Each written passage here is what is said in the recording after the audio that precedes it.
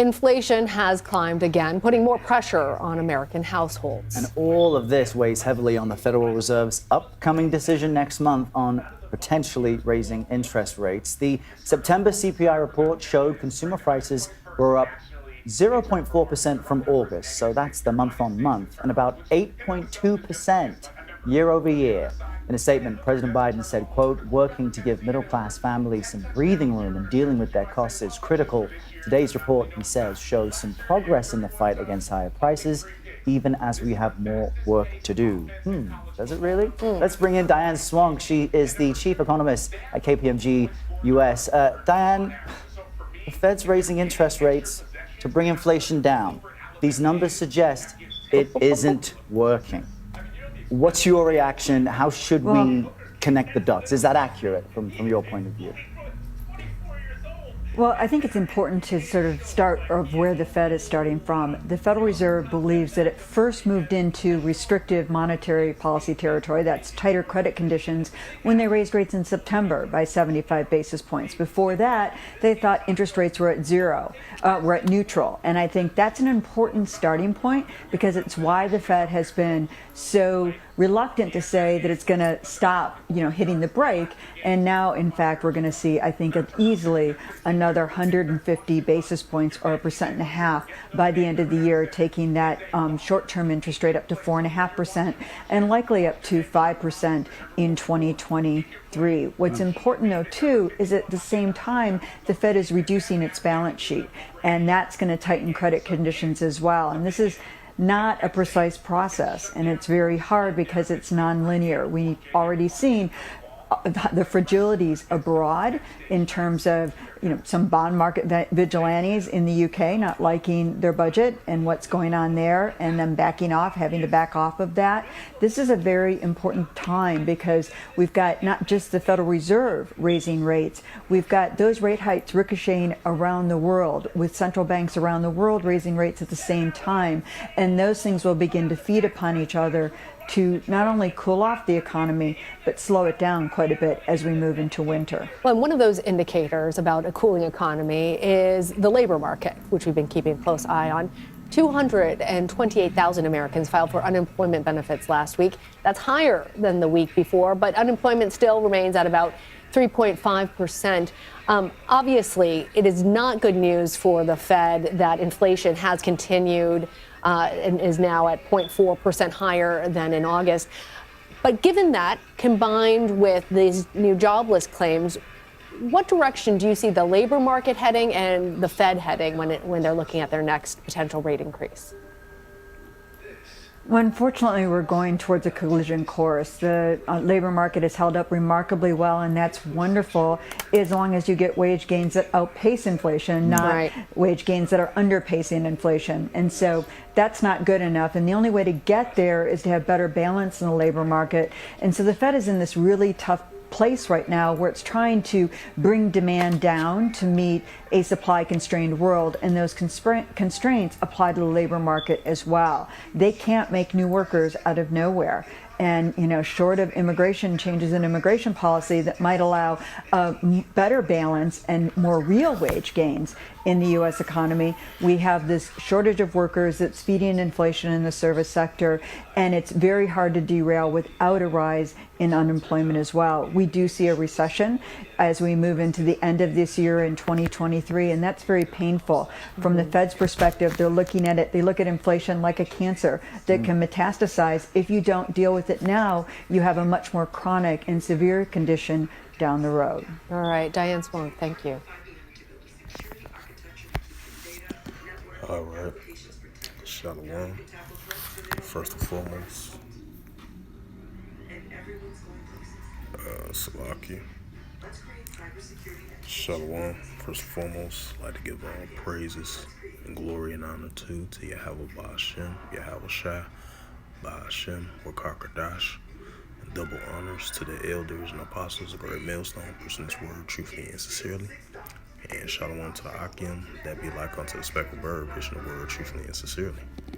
So as you seen right here, this 4-minute and 12-second clip, it was showing that the consumer spending had went up 8.2%. And as you had the Federal Reserve waiting on their decision if they're going to continue to increase the federal tax hike. Now you see you got the Dow Jones have some gains today.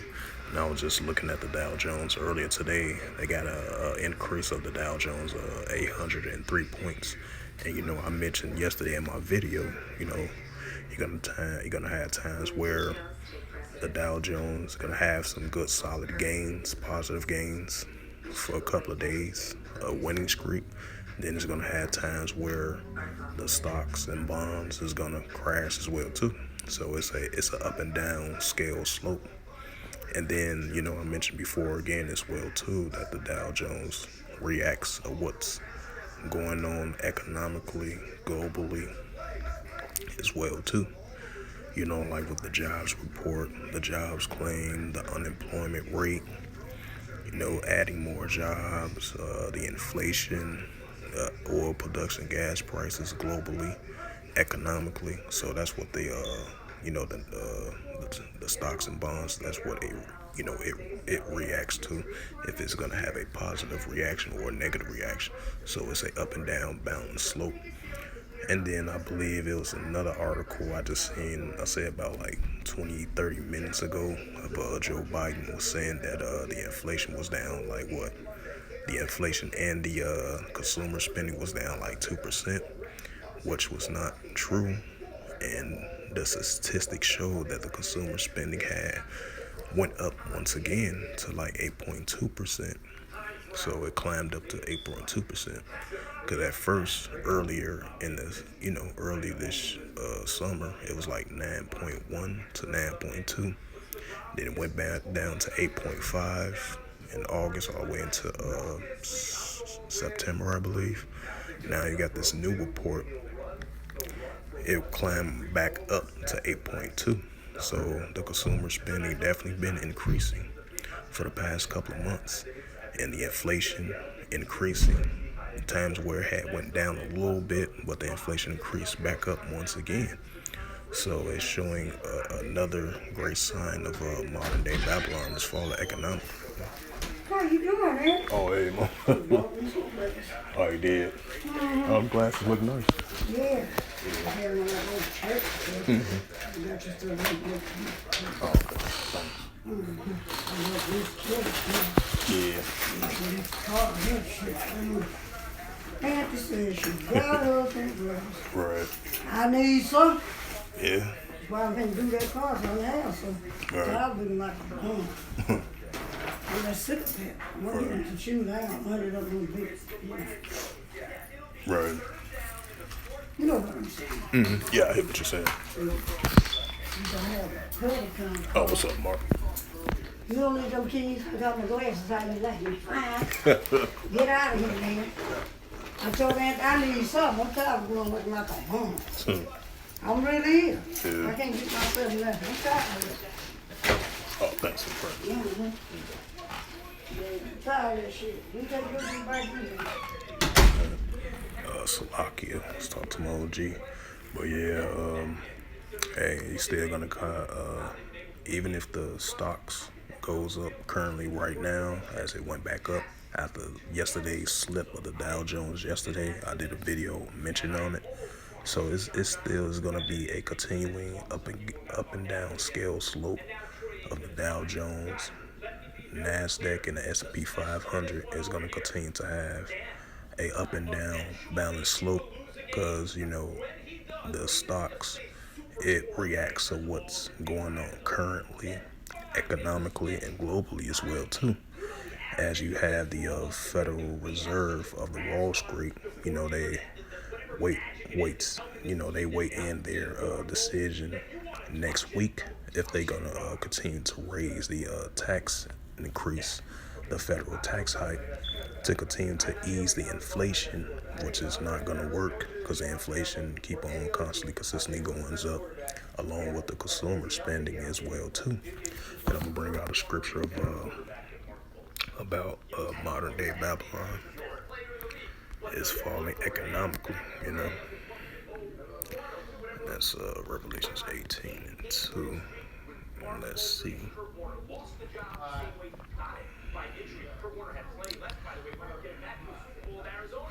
This is the book of Revelation, chapter 18, verse 2 in the Holy Scriptures, and it reads, "And he cried with a mighty strong voice, saying, Babylon the Great is falling, and has become a habitation of devils," which is, devils just means to deceive the people, "and the whole of every foul spirit in a cage, an unclean for hateful bird," right? Because we're seeing signs of modern day Babylon is falling economically. Even if you do have unemployment rates decreasing from 3.5 to 3.2, and you have the, creating more jobs, unemployment rate down, creating more jobs, trying to ease the inflation, because you're still going to have consumer spending, you're still going to have gas prices going up, oil prices going up, consumer spending going up, the cost of living is constantly, consistently going up, and the Federal Reserves, they've been mentioning this for the past couple of weeks, of while they trying to decrease the inflation, and economic expertise, they have reports on this for the past couple of months or so, they still entering a potential recession. They don't really care if it is a recession and it gets to that point, get to that closing point of a potential recession coming very soon, because we're seeing signs of it, because they so much focusing on trying to lower the inflation rather than the economy. We understand that we see the decrease of the unemployment rate, the increase of more jobs, more hiring. Then at the same time, you have more jobs laying off people as well too, with these companies and stuff like that, for an example. But it still shows signs you're going to have continual inflation going up, continual consumer spending going up. As you've seen that statistic, consumer spending went back up, climbed back up once again throughout the whole month of September and October as well too. Yeah, these glasses do cool.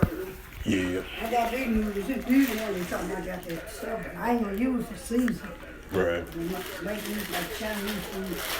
These here got the pepper. I don't use the gas. We don't use gas sauce. I don't use the sauce. We use the kind of Right. I'm gonna put my red thing. I'm gonna put the sauce in. Oh, okay. You chewing it out the box. I don't need that hot food too much. Yeah, true.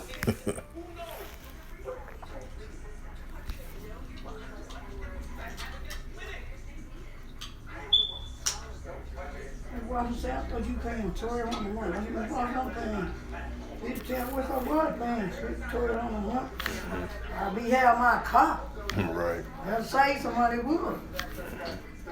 Mine knew how she said she gonna bring the table for me. Oh, okay. So joint them, they got it made. I seen that back in the day.